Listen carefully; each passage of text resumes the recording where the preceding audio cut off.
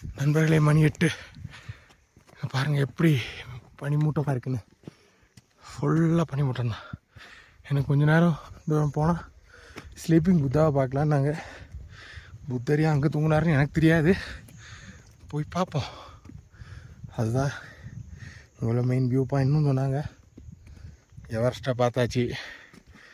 இன்னும் ஒரு 3 கிலோமீட்டர் தான் இருக்குது. காலையிலேருந்து 4 கிலோமீட்டர் வந்துட்டோம். நியாயமாக இந்த நேரத்துக்குள்ளே ரீச் ஆகணும்னு பிளான் போட்டது. பட் முடியல மீன்ஸ் வேணாம், தேவையில்லாத அணி. பீக்குக்கு போயிட்டு எனக்கு தெரிஞ்ச ஒரு 9 o'clock அல்ல 9:30 போயிடுவோம் பீக்குக்கு. அதுக்கு பிறகு 11 மணி வரைக்கும் டைம் இருக்குது. அங்கே தான் உட்காந்து ஃபோட்டோ எடுக்கணும். பின்னென்ன சின்ன ஏற்றம் தான். அதாவது 2 இருக்குதுங்க. கிராஜுவலான ஒரு ஏற்றம், கிராஜுவலான ஒரு இறக்கம். அப்படி இது வந்து லேண்ட் ஓவர்லாம் வருமா இந்த இடத்துல, அதுக்காக இந்த பாதை போட்டு வச்சுருக்காங்க. அது எதுக்காக இங்கே வருதுன்னு எனக்கு தெரியல.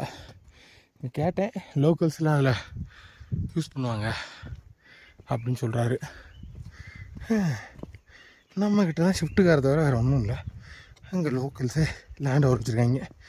பரவாயில்ல, நல்ல முன்னேற்றம். இங்கே இருக்க மரங்கள் மேக்ஸிமம் வந்து இந்த ஹைட் தாங்க இருக்கும், ரொம்ப சின்னதாக. இதெல்லாம் வந்து எப்படின்னா 100 வருஷம் பழக்கம் உள்ள மரமாக இருக்கும். போன்ஸு இயற்கையாகவே போன்ஸ் ஆகிறது. ஏன்னா ரொம்ப ஹைட்டுக்கு வளர்ந்தால் முறிஞ்சிடும். ஸோ அதுக்காக இது இவ்வளோ தான் வளரும். இந்த ஹைட்லேயே அப்படி மெயின்டைன் ஆகும். லைக் நம்ம தேயிலை டீ சொல்லுவோம்ல, டீ அது மாதிரி. ஏன்னா அவ்வளோ காற்று இருக்குது. அப்பா, எவரெஸ்ட்டு பார்த்துட்டு இருந்த நேரத்துக்குள்ளே காற்றுல என்னை தூக்கிட்டு போக பார்த்துச்சு. அவ்வளோ காற்று, பச்சை பசேர்னு இருக்குல்ல. இது மாதிரி இடம்லாம் பார்க்கணுன்னு ஆசை தான்.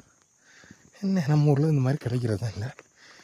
அண்ட் சவுத் இந்தியாவில் அதிகபட்ச உயரமே 6000 அடி தானே. இங்கே தான் ரொம்ப ஜாஸ்தியாக இருக்குது. எவரெஸ்ட் இருக்கிறதுனால பக்கத்தில் இருக்க நிறைய மலைகள் உருவாயிருச்சு. பார்ப்போம், பாருங்கள் எப்படி இருக்குதுன்னு. நான் ஃபோட்டோ கிளிக் பண்ணவா?